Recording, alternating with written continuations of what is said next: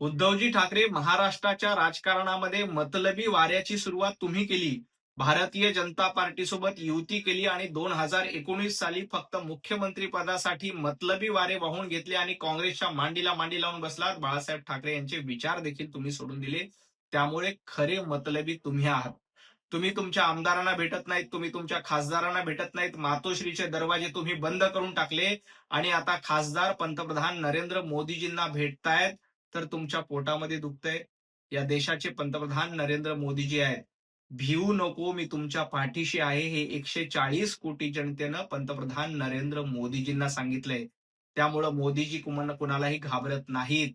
तुम्ही मातोश्रीचे दरवाजे बंद केलेत, तर पंतप्रधान नरेंद्र मोदीजींचे दरवाजे खासदारांसाठी सदैव उघडे आहेत.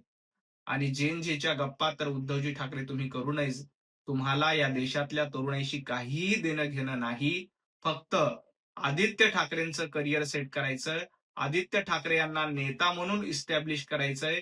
याच्यासाठी विद्यार्थ्यांच्या खांद्यावर बंदूक ठेवून आपल्या मुलांचं राजकीय भवितव्य सेट करण्याचा प्रयत्न उद्धवजी ठाकरे तुमचा आहे. त्यामुळं पंतप्रधान नरेंद्र मोदीजी, अमित शहा यांच्यावर टीका करण्याच्या ऐवजी आपण मातोश्रीचे दरवाजे उघडे ठेवले असते, तर तुमच्यावर ही वेळ आली नसती. कोर्टाला कुणीही धमकावत नाही. धमकावण्याचा प्रश्नच नाही. जनतेच्या कोर्टामध्ये खरी शिवसेना कुणाची याचा निकाल देखील लागलाय.